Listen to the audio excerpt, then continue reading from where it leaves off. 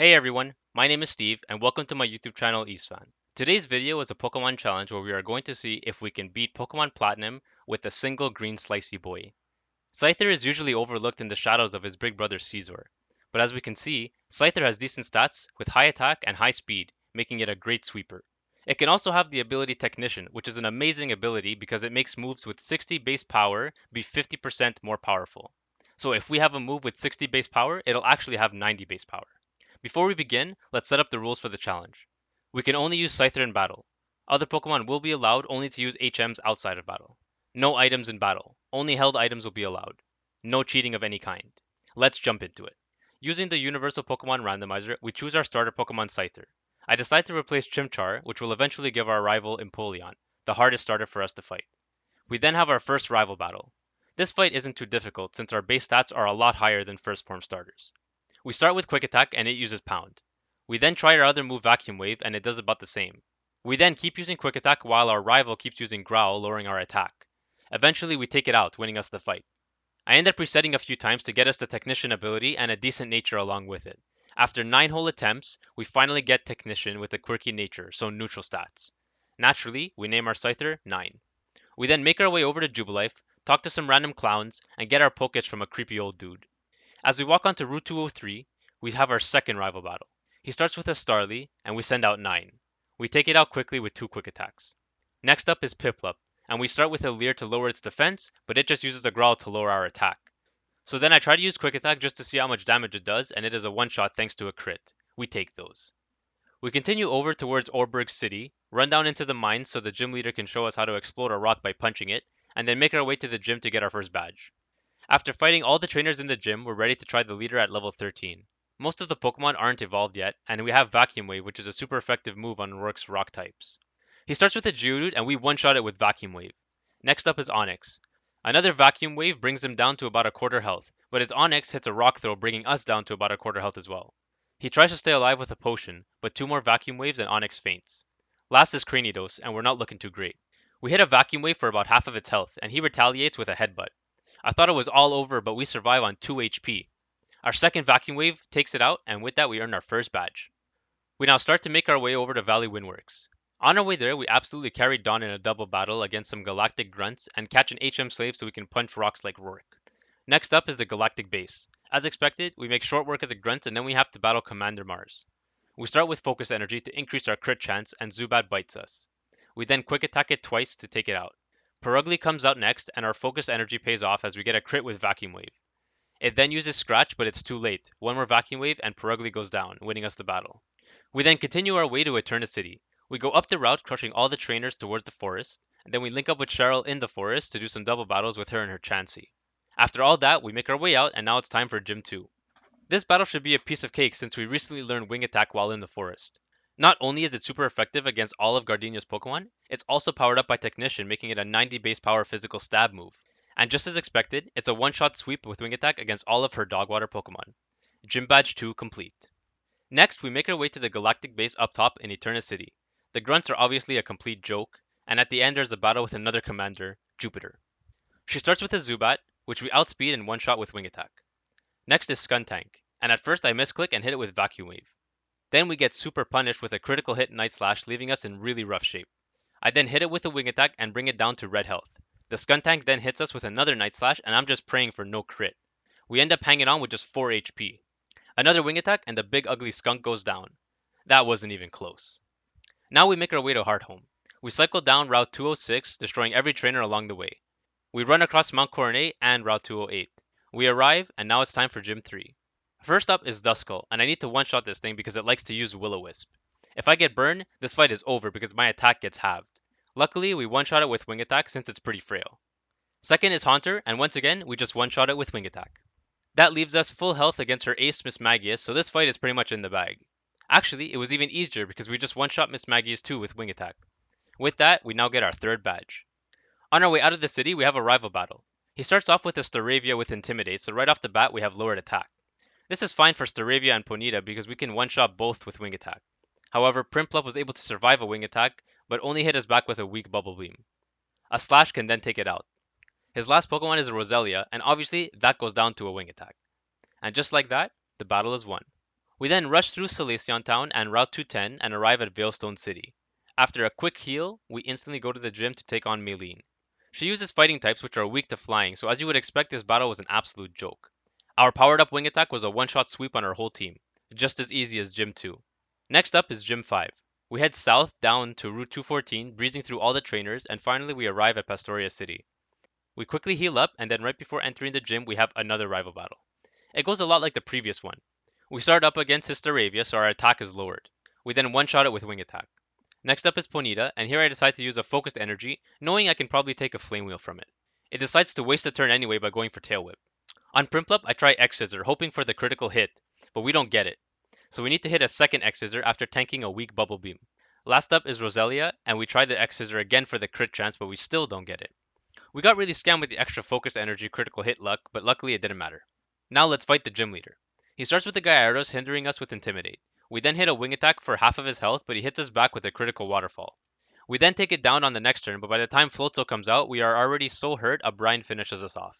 Let's try that again, hopefully without the critical hit from Gyarados, because I think we can two-shot Floatzel at this level.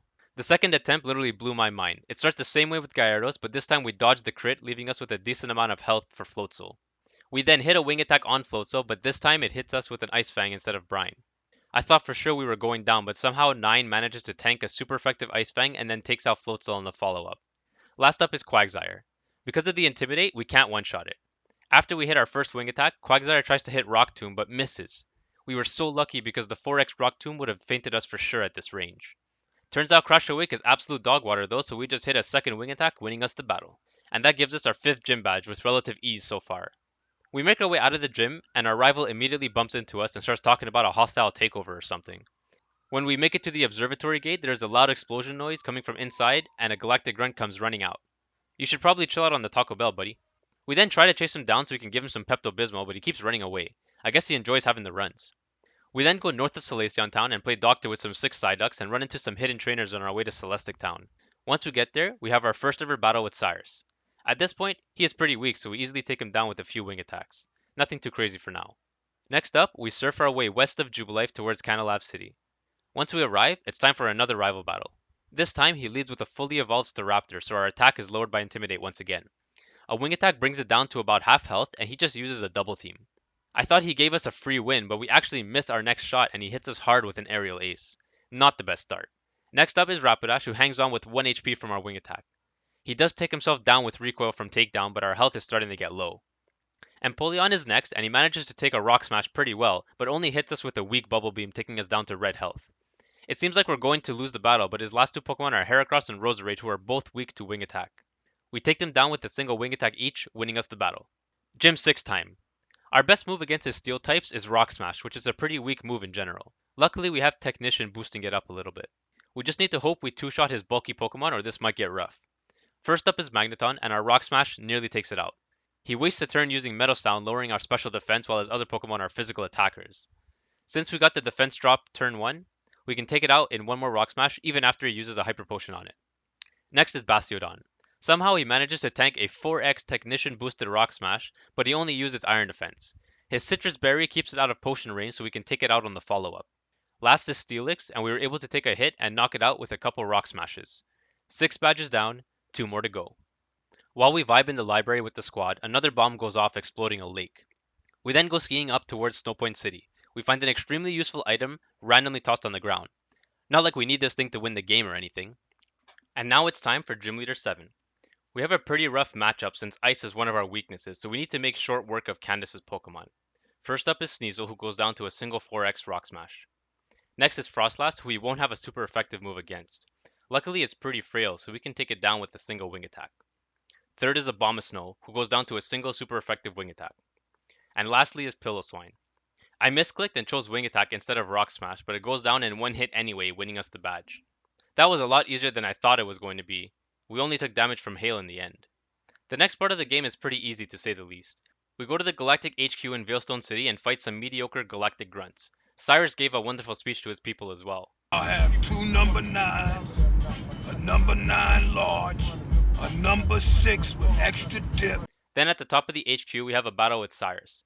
He still only has 3 Pokemon, but he's gotten tougher. We take down his first Pokemon Sneasel easily with a Rock Smash. Second is Crobat, and we also outspeed and one-hit KO it with Wing Attack. Last is Honchkrow, and he's a beefy boy. He tanks our Wing Attack and takes out 2/3 of our health with a super effective Drill Peck. We then take it out on the follow-up. That was a little too close, and I'm really not looking forward to the next Cyrus fight that's coming up. I know he gets a lot tougher. We then make our way all the way up Mount Coronet to Spear Pillar. We have a double battle against two commanders with our rival. We were able to one-shot every Pokemon, but a lot of them had super effective moves against us, so thankfully we had our rival's Pokemon to absorb some of those hits, otherwise we would have had to try this fight a few times. Now we decide to do the most logical thing and jump inside a big black portal, because why wouldn't we?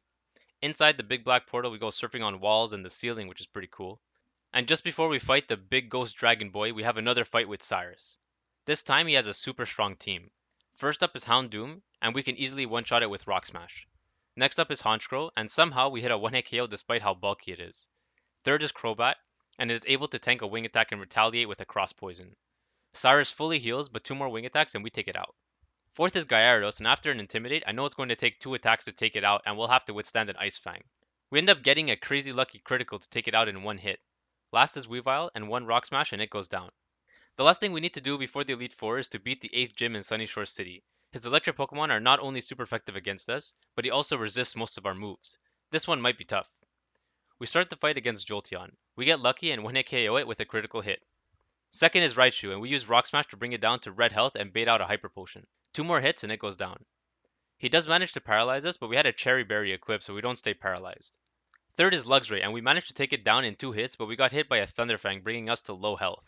By the time Electivire comes out, we're too low health to withstand another hit. We lost. It's time to grind up and try again at a higher level. We won't get better luck than the first run, so we'll just need to get stronger. I take the time to see if we can learn a better move and realize that we can learn Brick Break.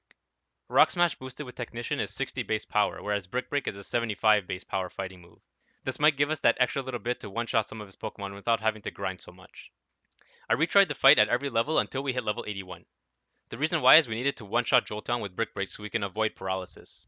Whenever we got paralyzed, we lost the speed advantage, and all of Volkner's super effective electric moves are too much for us to handle. We did get a critical, but the one-shot was a roll anyway. Next up is Raichu, and we one-shot it with Brick Break as well. Luxray then comes out, and we hit it with Brick Break to bring it below half health, and he misses Thunderfang. A second one takes it out. Last is his ace Electivire, and we hit it with Brick Break as well. We take it down to about a quarter health, and a berry keeps it out of potion range. He hits us back with a Thunder Punch, but we take it pretty well and hit back with another Brick Break to take it down, winning us the fight. That's all badges collected. Now it's time to run through Victory Road and fight the Elite Four. We successfully exit Victory Road, and right before we enter the Elite Four, our rival Barry wants to fight us one last time. He starts with his Staraptor, who has Intimidate, so as usual we have to do the whole battle with our attack lowered. Staraptor is a one-shot with Wing Attack, and Rapidash goes down the same way. Third is his Empoleon, and it manages to take a super effective Brick Break and survive with very little health. It hits us with a weak Brine, so we can take it out easily on the next turn. Fourth is Heracross, and obviously we take it down in one hit with Wing Attack. Fifth is Snorlax, and it manages to hang on from our Brick Break, so we need to hit it twice to feint it. Last is Roserade, and it goes down to a single hit. Elite Four time. We're at level 84, and our stats are looking very good. Our final moves are Brick Break, X-Scissor, Wing Attack, and Swords Dance just in case we need it. We can definitely win this. Let's go. First up is Aaron with his bug types. Naturally, this fight is pretty easy since we have a super effective move for most of his Pokemon. In fact, it was so easy, we actually one-shot sweep his whole team with Wing Attack. We take down his Yanmega, his Vespiquen, his Drapion, his Heracross, and lastly his Scizor. Thank you, Technician. Second is Bertha and her ground types. She starts with her Whiscash, who we can take out with a single Wing Attack. Second is Golem, who goes down to a single Brick Break. Third is Rhyperior, who can withstand our Brick Break and hits us back with an Avalanche, bringing us to half health. We then take it out on our next turn, and then she sends out Gliscor. Gliscor survives in red health after a Wing Attack and retaliates with an Ice Fang. Now we're in red health and not looking good. She uses a full restore, but two more Wing Attacks and it goes down. Last is Hippowdon, but it is able to hang on and hit us with a Stone Edge, taking us out. Let's try that again, but with a Swords Dance at the beginning. Attempt 2, and this time we use Swords Dance on Whiscash. She wastes a turn going for Sandstorm instead of doing damage to us.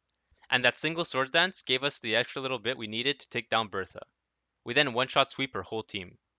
Wing Attack on Whiscash, Brick Break on Golem, Brick Break on Rhyperior, Wing Attack on Gliscor, and Wing Attack on Hippowdon. And with that, we win the fight. The third Elite Four member is Flint and his Fire types. Since his Pokemon have super effective moves against us, this battle might get tricky if we can't one-shot his Pokemon or if we get burned. He starts out with Houndoom, and we can easily take it down with Brick Break. Next is Flareon, and we're strong enough to take it out with a wing attack. Third is Rapidash, and once again it goes down in one wing attack. Fourth is his Ace Magmortar. We were able to take it down in a single wing attack, but we got burned from his flame body, so now our attack is halved. Luckily, his last Pokemon is Infernape, and our wing attack is super effective against it, so we managed to take it down in a single wing attack anyway. The final Elite Four member is Lucian and his Psychic types. We do have X Scissors, so this shouldn't be too difficult as long as we can outspeed his Pokemon. He starts with Mr. Mime, and we outspeed and one-shot with X Scissor. Second is Gallade, and we can use a super effective wing attack to take it out. Third is Espeon, and it goes down to a single X Scissor. Fourth is Bronzong, and its Steel typing makes our bug move do neutral damage. Because of that, it is able to survive our X Scissor.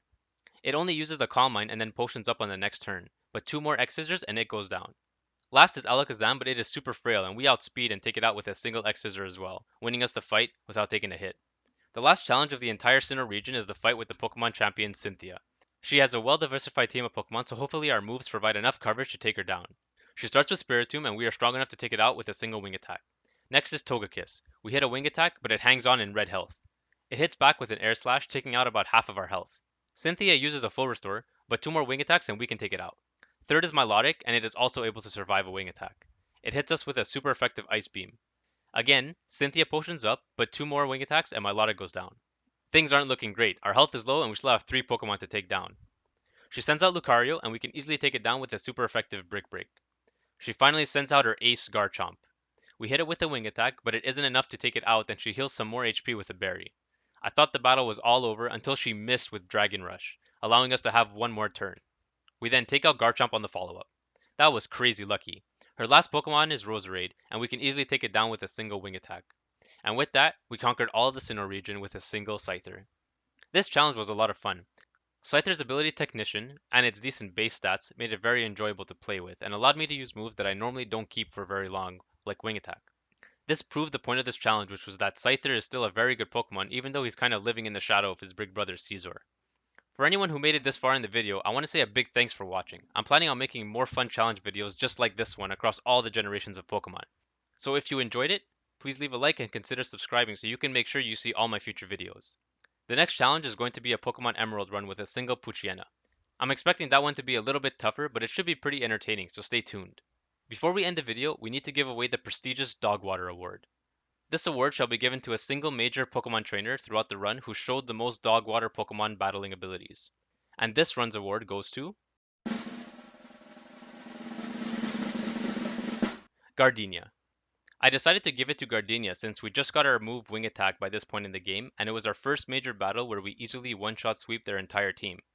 And for that, I say she is the most deserving of this award because she was the most absolute trash at battling. Thanks so much for watching everyone, and stay tuned for my next Pokemon challenge.